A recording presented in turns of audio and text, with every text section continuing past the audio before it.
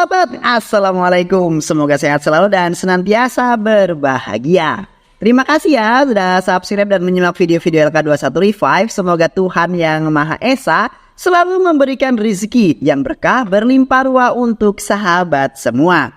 Nah, sebelum kita lanjut ke alur ceritanya, kita sapa-sapa dulu nih para penonton setia LK21 Revive. Yaitu terima kasih buat Wiwi Astuti, Komarudin dari Bangkalan, dan MZ YT dari Sumba, Al-Huda dari Kalianda Lampung, Andi Dennis dari Garut, Zen dari Situbondo. Dan buat teman-teman semua yang belum ingin sapa, nanti di next video ya.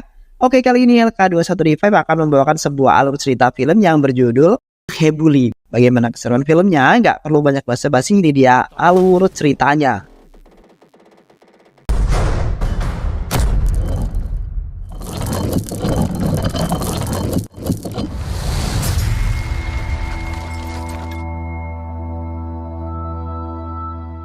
Di awal film, sebanyak 4 orang dokter yang bertugas di camp Kashmir telah disandra oleh seorang teroris yang tak dikenal. Pemerintah India kemudian merespon kejadian itu dengan mengirimkan tim pasukan khusus untuk melakukan operasi penyelamatan. Pasukan itu sendiri terdiri dari prajurit-prajurit terbaik dengan keterampilan yang sangat luar biasa dan sangat hebat. Pasukan itu dipimpin oleh Kapten Ram. Semua teroris yang ada di sana berhasil dilumpuhkan dengan senyap oleh anggota Kapten Ram. Ketua teroris yang mengetahui hal itu kemudian menangkap seorang dokter untuk dijadikan sandera. Tapi dengan ketenangan dan kejeniusannya Ram, dia berhasil menyelamatkan dokter tersebut. Nandini adalah dokter yang disandera tadi. Dia terpelongo melihat kehebatan Ram dalam menyelamatkan dirinya. Ram kemudian membakar markas teroris itu sebelum pergi dari sana. Nandini mulai jatuh cinta setelah melihat kehebatan si Ram. Dia lalu mengajak Ram ketemu dan mengungkapkan perasaannya di hadapan semua orang. Tapi sayang, Ram yang kaku dalam dunia percintaan tak terlalu menganggap serius cintanya Nandini. Malahan ketika Nandini mengungkapkan cintanya, Ram malah meminta Nandini untuk bisa menyanyikan lagu kebangsaan India. Tapi karena gugup, Nandini tak mampu menyanyikan lagu itu sehingga selesai. Mataram. Semua teman-teman Ram yang ada di sana benar-benar yakin bahwa Nandini memang mencintai Ram. Bahkan sebuah surat yang datang untuk Ram pun mereka anggap adalah surat cinta dari Nandini. Tapi ketika Ram membuka dan membaca surat tersebut, tiba-tiba saja tangannya langsung gemetaran. Badannya menjadi lemas hingga membuat Ram jatuh berlutut. Ternyata isi surat itu bukanlah surat cinta dari Nandini, melainkan surat yang berisi tentang kematian kakaknya Ram yang bernama Satya Murti. Ram sangat terpukul atas kematian kakaknya itu. Dulu Ram dan kakaknya hanya hidup berdua saja. Kedua orang tua mereka pergi tak tahu kemana. Kakaknya Ram yaitu Satya bekerja dengan sangat keras untuk menghidupi Ram. Berkat kerja keras itu mereka berhasil mendapatkan pendidikan yang layak. Oleh karena itulah Ram sangat menyayangi sang kakak tercintanya. Ram lalu pulang ke rumah kakaknya yang ada di Bangalore. Sesamanya di sana, Ram langsung disambut dengan isak tangis dari Ritu, keponakan dan juga istri kakaknya yang bernama Anuradha. Singkat cerita, proses pengkremasan telah selesai. Kakak laki-laki dari Anuradha yaitu ACP Srinivas yang mengatakan kepada Ram bahwa Satya tewas karena bunuh diri. Dia mengakhiri hidupnya dengan cara gantung diri. Saya ikut menyelidiki kasus kematian ini. Kasus kemudian ditutup dengan dakwaan Satya tewas memang murni bunuh diri. Tapi Ram jelas saja membantah pernyataan itu. Dia sangat mengenal kakaknya. Satya bukanlah seorang pecundang yang akan mati dengan cara seperti itu. Ram lalu meminta ACP Srinivas untuk menceritakan kronologinya. Saat itu Satya Murti yang merupakan pejabat IS baru saja diangkat menjadi wakil kolektor atau DC dalam menjalankan tugas. Satya sama sekali tidak pernah tebang pilih kepada siapa saja. Jika itu adalah bangunan yang ilegal, maka Satya akan merobohkannya. Termasuk juga dengan salah satu bangunan milik wakil rakyat, yaitu MLA yang bernama Srinivas. Ia hancurkan Satya dengan gagah berani. Bahkan Srinivas sempat menghalangi proses penggusuran dan melawan petugas pun sempat dipenjarakan oleh Satya. Tapi tak lama kemudian, Srinivas telah keluar dari penjara. Dia langsung pergi ke rumah Satya dan membawa dendam. Namun karena Satya tidak ada di rumah, Srinivas hanya mengobrak-abrik barang-barang miliknya hingga banyak yang hancur. Beberapa waktu kemudian Satya pun kembali ke rumah. Dia melihat kekacauan yang telah disebabkan oleh Srinivas. Satya tentu saja marah dan langsung pergi menemui Srinivas dan menodongkan senjatanya. Beberapa hari kemudian, Srinivas ditemukan tewas. Satya kemudian ditangkap oleh pihak kepolisian karena diduga merupakan pelaku pembunuhan. Beruntung bagi Satya karena kakak iparnya yaitu ACP Pratap berhasil membebaskannya dengan jaminan. Tapi hal yang mengejutkan tiba-tiba terjadi. Keesokan harinya Satya Murti telah ditemukan tewas gantung diri di dalam kamarnya. Hal itu diketahui dari istri Satya yang hendak mengantar kopi ke kamar Satya. Polisi lalu menggelar penyelidikan. Tapi mereka tak menemukan hal-hal yang mencurigakan sehingga kasus ditutup dengan kasus bunuh diri biasa. Ram tentu saja tak mempercayai hal itu. Dia mulai bergerak sendiri untuk membaca semua berkas penyelidikan kematian sang kakak. Laporan hasil autopsi juga dibaca. Ram menemukan banyak kejanggalan di sana. Untuk menguatkan penyelidikannya, Ram kembali ke rumah dan langsung memeriksa kamar Satya. Lagi dan lagi, Ram menemukan banyak kejanggalan mulai dari bau ganja yang ada di jendela, angin di sofa yang sudah kempes, dan tidak adanya sidik jari Satya di komputer miliknya. Ram menilai pasti ada seseorang yang telah menghapus sidik jari kakaknya. Bahkan, Ram juga menemukan hal yang lebih mengejutkan lagi, yaitu tali yang digunakan oleh kakaknya untuk bunuh diri, itu diikat dengan tangan kiri. Sedangkan Satya sama sekali bukanlah orang yang kidal. Atas dasar kejanggalan itulah, Ram sangat yakin bahwa kakaknya Satya Murti telah dibunuh oleh seseorang. ACP Pratap sangat terkejut mendengar semua pernyataan itu. Dia sama sekali tidak mengetahui itu semua saat melakukan sebuah penyelidikan. ACP Pratap lalu berjanji kepada Ram bahwa dia akan kembali membuka kasus kematian Satya dan akan segera melakukan penyelidikan ulang. Walaupun sudah mendengar hal itu, nyatanya tak membuat Ram diam begitu saja. Dia tetap bergerak melakukan penyelidikan sendiri. Suatu hari, Ram pergi ke rumah sakit untuk menemui Dr. Ravindra. Diketahui Dr. Ravindra adalah dokter yang melakukan autopsi jenazah Satya. Namun sesampai di rumah sakit, salah satu pegawai rumah sakit mengatakan kepada Satya bahwa Dr. Ravindra sedang tidak ada di ruangan karena sedang cuti. Secara kebetulan, Dr. Nandini baru saja tiba di rumah sakit. Ternyata, Dr. Nandini bekerja di rumah sakit yang sama dengan Dr. Ravindra. Nandini sangat terkejut ketika melihat Ram ada di rumah sakit itu. Dia mengira Ram sengaja datang untuk menemui dirinya. Dr. Nandini berjalan mendekati Ram sambil menebarkan pesonanya. Tapi Ram sama sekali tak menghiraukan dirinya. Ram menjelaskan bahwa maksud kedatangannya kemari hanya untuk menemui Dr. Ravindra. Tapi Dr. Ravindra tidak ada di rumah sakit karena sedang cuti. Kamu mencari Dr. Ravindra? Dia ada kok di ruangannya, ujar Nandini. Ram menjadi curiga dengan apa yang terjadi di sana. Nandini kemudian mengantarkan Ram untuk menemui Dr. Ravindra. Ram menanyakan tentang kejanggalan otopsi Satya Murti kepada Dr. Ravindra. Untuk membuktikan kejanggalannya, Ram lalu menjelaskan bahwa orang yang melakukan bunuh diri itu seharusnya memiliki tanda U di lehernya. Tapi mengapa leher Satya Murti adalah memiliki tanda V di lehernya? Itu artinya dia bukan gantung diri. Dia dijerat paksa oleh orang tak dikenal. Baru kemudian digantung seolah-olah seperti orang bunuh diri. Dr. Ravindra mendengar hal tersebut tak mampu berkata apa-apa. Tubuhnya berkeringat dingin. Dia lalu mengusir Ram untuk segera pergi dari ruangannya. Ram yang melihat tindakan aneh Dr. Ravindra itu semakin yakin. Pasti ada sesuatu konspirasi besar di balik kematian kakaknya tercinta. Ram kemudian kembali ke rumah. Dia menanyakan kepada Anuradha, kakak iparnya, tentang keseharian Satya sebelum meninggal dunia. Anuradha menjelaskan kepada Ram bahwa beberapa hari sebelum kematiannya, Satya terlihat sedang gelisah karena masalah yang dialaminya. Kegelisahan itu memuncak ketika Satya mengetahui supir pribadi dan keluarganya tewas karena bunuh diri. Sang sopir dan keluarganya mau tidak mau harus melakukan itu karena tak sanggup lagi membeli obat untuk anaknya yang diketahui mengidap penyakit kanker. Satya berusaha sekuat tenaga untuk menyelidiki penyakit kanker itu. Dia mencari solusi agar tidak ada lagi orang yang bernasib sama. Dan itulah awal dari Satya berselisih dengan salah satu MLA bernama Srinivas. Setelah peristiwa tewasnya Srinivas, Satya kemudian ditangkap karena diduga merupakan pelaku pembunuhan Srinivas. Tapi setelah bebas, Satya mengatakan kepada Anuradha bahwa dirinya tidak pernah menghabisi Srinivas. Itulah saat terakhir Satya menjalani kesehariannya sebelum ditemukan tewas gantung diri keesokan harinya. Atas keterangan dari Anuradha, Ram kembali bergerak melakukan penyelidikan. Tapi sayang dia di sana sama sekali tak menemukan satu petunjuk apapun. Sementara itu di kantor kepolisian, seluruh pembunuh bertangan kidal dipanggil polisi untuk diinterogasi.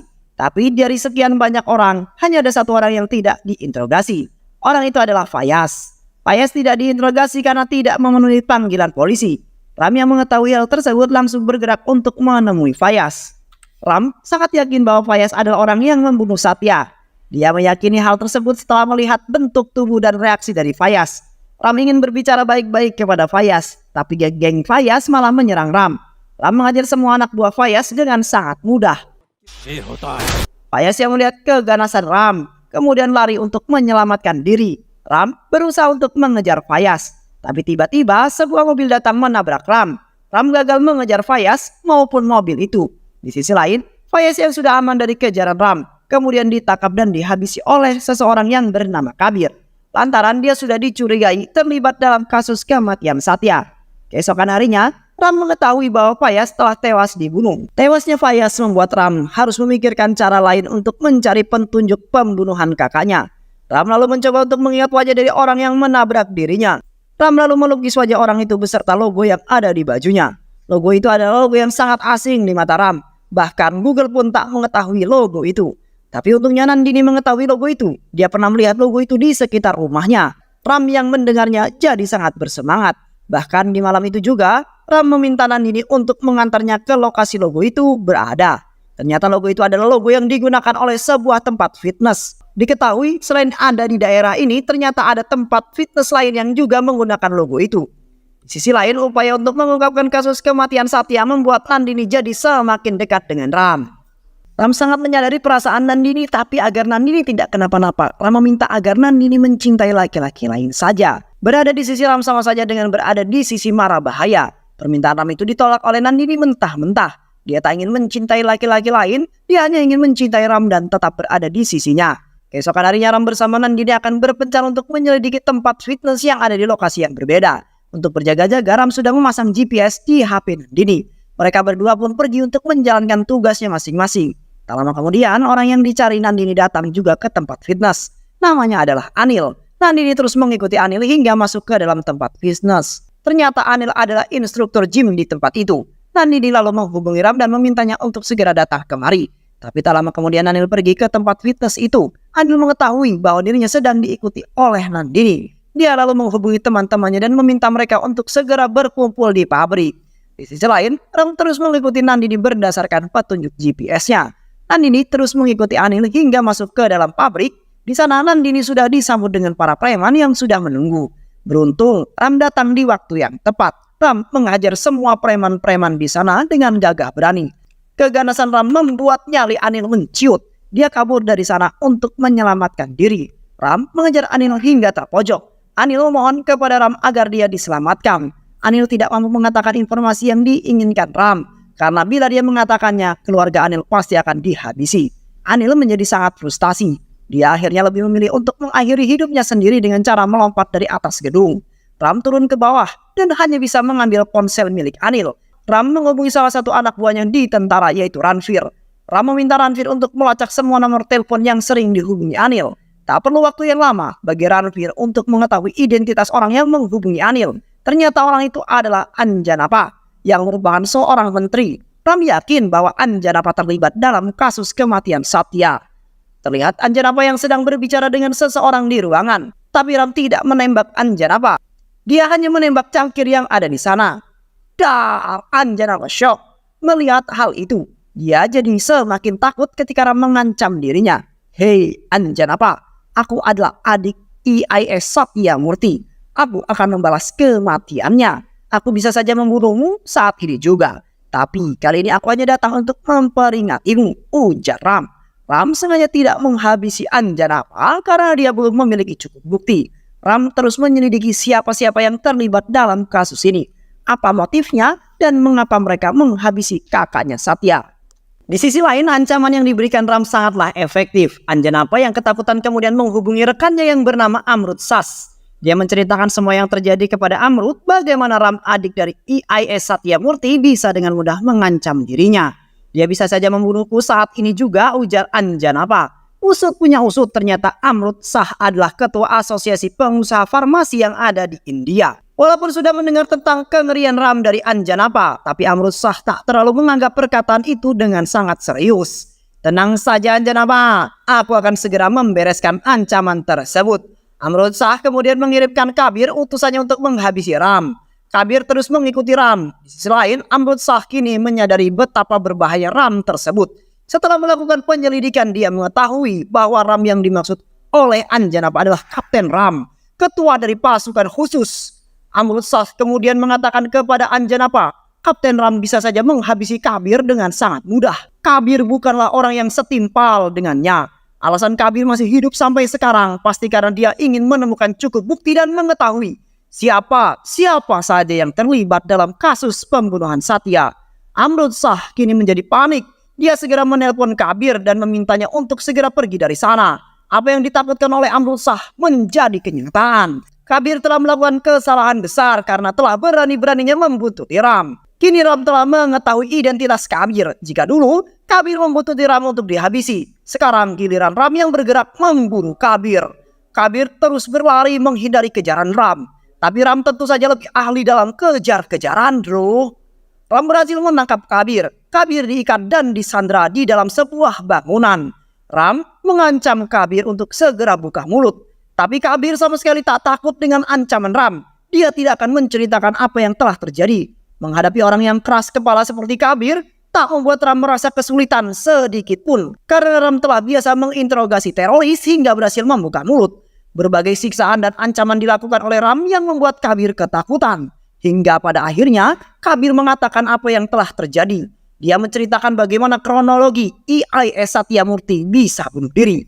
Usut punya usut. Ternyata tragedi itu bermula ketika sopir pribadi Satya dan keluarganya tewas bunuh diri. Satya melakukan penyelidikan untuk menemukan solusi atas harga obat penyakit kanker yang sangat mahal. Satya ingin agar harga obat itu bisa menjadi murah dan dapat dijangkau oleh orang-orang miskin. Itulah mengapa Satya pergi menemui beberapa dokter dan mewawancarainya. Hasil dari wawancara itu Satya tuangkan ke dalam laporannya. Satya lalu mempresentasikan hasil laporan tersebut di depan Menteri Anjanapa. Dengan harapan Anjanapa akan memberikan dukungannya. Satya menjelaskan bahwa berjuta-juta rakyat India telah tewas setiap tahunnya karena tak mampu membeli obat. Solusi dari masalah ini adalah dengan menggunakan obat generik. Obat generik adalah obat yang harganya cukup murah sehingga bisa dijangkau oleh semua orang. Berbeda hal dengan obat yang bermerek buatan pabrik farmasi yang harganya sangatlah mahal. Contohnya saja dalam masalah kanker. Harga obat generik yang murah seharusnya bisa menyelamatkan para penderita kanker. Tapi obat tersebut telah dibeli oleh pabrik farmasi dan dijual kembali dengan harga yang sangat mahal. Satya menyarankan jika pemerintah bisa menjamin produksi dan distribusi obat generik ini hingga sampai ke pelosok-pelosok desa, maka pemerintah pasti bisa menjamin keselamatan berjuta-juta rakyat India. Menteri Anjanapa berpura-pura mendukung usulan Satya tersebut. Tapi di balik sisi, dia sebenarnya sangat menentang usulan tersebut. Menteri Anjanapa melaporkan usulan Satya itu kepada Amrit Shah, Ketua Asosiasi Pengusaha Farmasi. Amrit Shah tentu saja sangat tidak mendukung usulan itu. Karena bila usulan itu bisa terrealisasi, tentu saja keuntungan yang didapat Amrit Shah bisa berkurang drastis. Oleh karena itulah mereka semua lalu mengundang Satya untuk bertemu di suatu tempat. Amrit Shah menawarkan uang yang sangat banyak agar Satya mengurungkan niatnya itu. Tapi Satya tentu saja menolak. Mau seberapa banyak pun kau menyuapku, itu semua tidak akan sebanding dengan nyawa rakyat India yang melayang. Aku akan tetap pada pendirianku, ungkap Satya. Perkataan Satya itu membuat Menteri Anjanapa dan Amrit Shah menjadi kesal. Mereka lalu merancang skenario untuk menjebak Satya. Mereka akan memberikan Satya tuduhan palsu sebagai pelaku pembunuhan MLA Srinivas.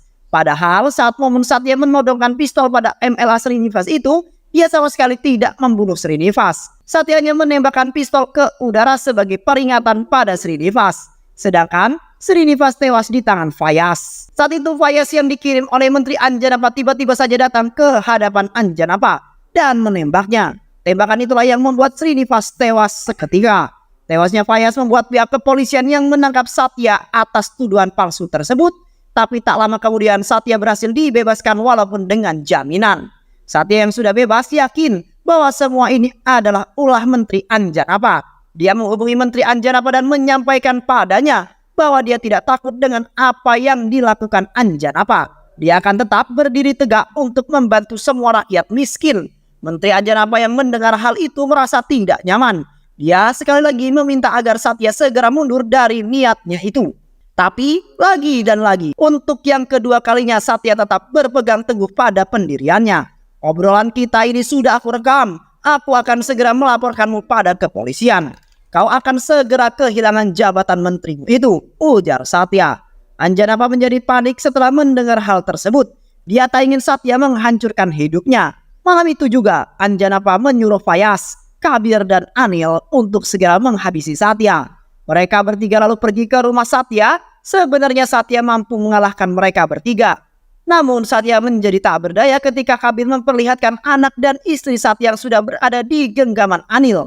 Jika Satya melawan, Anil bisa saja menghabisi keluarga Satya dengan sangat mudah. Satya bingung, dia tak tahu harus berbuat apa. Satya kemudian disuntikan sebuah obat dan kemudian jatuh terkapar. Satya yang sedang sekarat itu kemudian mengatakan kepada mereka bahwa program ini akan tetap berlanjut. Kematianku bukanlah apa-apa. Adikku Ram akan segera datang memburu kalian semua. Dia juga akan melanjutkan programku ini, ujar Satya. Ram langsung menangis setelah mendengar kata-kata terakhir dari kakaknya itu. Ia sama sekali tak menyangka bahwa kakaknya akan mengharapkan dirinya untuk menyelesaikan apa yang telah dia mulai. Ram menjadi sangat murka. Mereka telah membuat kesalahan fatal karena telah menghabisi Satya. Ram dengan amarahnya langsung pergi menemui Menteri Anjanapa. Dia menerobos masuk, semua orang yang menghalingnya langsung dilibas. Ram mengatakan kepada Anjanapa dan juga Amrutsah bahwa kalian telah melakukan dua kesalahan. Kesalahan yang pertama adalah kalian telah mengkhianati negara. Dan kesalahan yang kedua karena kalian telah berani membunuh Satya, kakak dari Kapten Ram, pemimpin pasukan khusus. Aku akan menghukum kalian dan hukumannya yang pantas bagi kalian adalah kematian.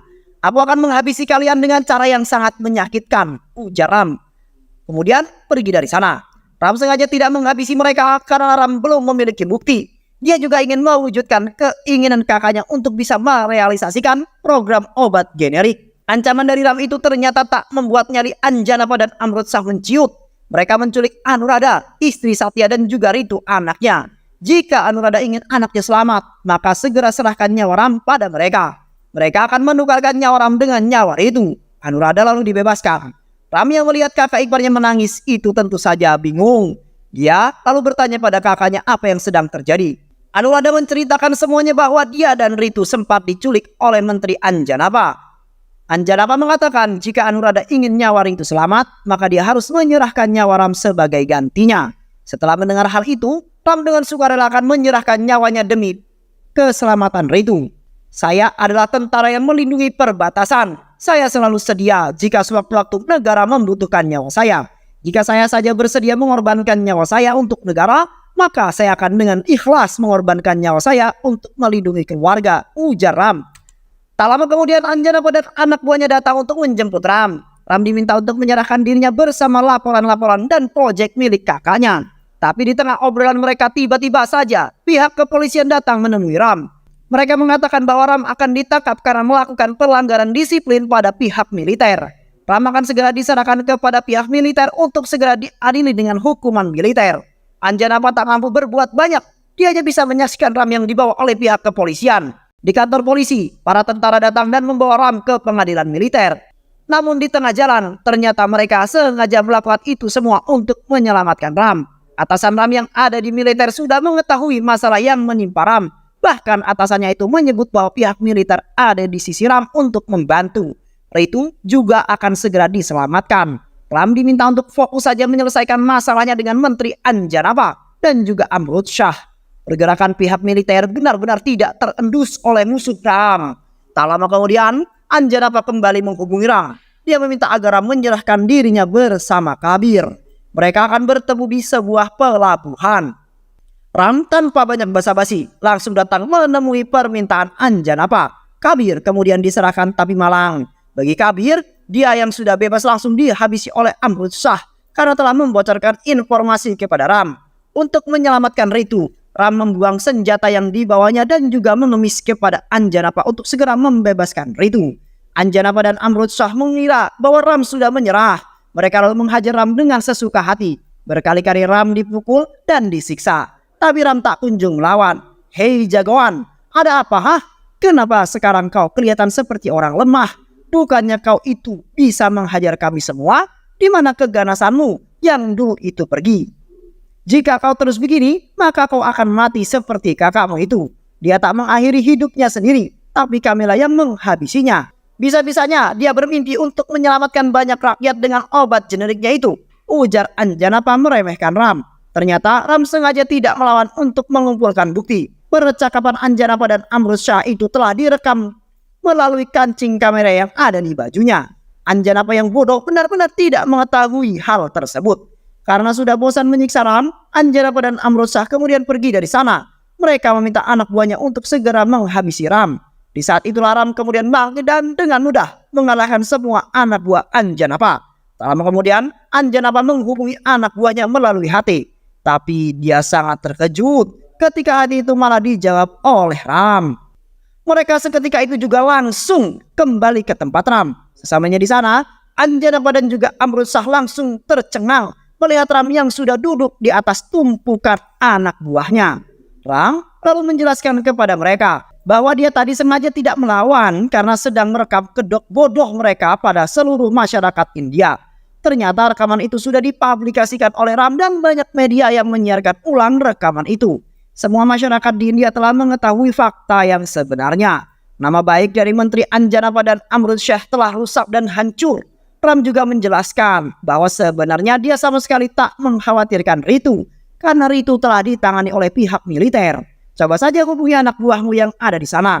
Mereka pasti tidak akan menjawab, ujar Ram. Dan benar saja, ketika Amrutsyah menghubungi anak buah mereka semua, sekali lagi tidak menjawab panggilan Amrutsyah. Sekarang keadaan berbalik 360 derajat. Giliran Ram yang akan membalas semua perbuatan mereka. Ram langsung menghajar Anjanapa dan juga Amrutsyah dengan sesuka hati. Dia menggaplok mereka dengan membabi buta. Ram lalu menghukum mereka dengan cara yang mengenaskan. Mereka digantung oleh Ram hingga tewas, seperti mereka yang menggantung Satya Murti, kakak tercinta Ram.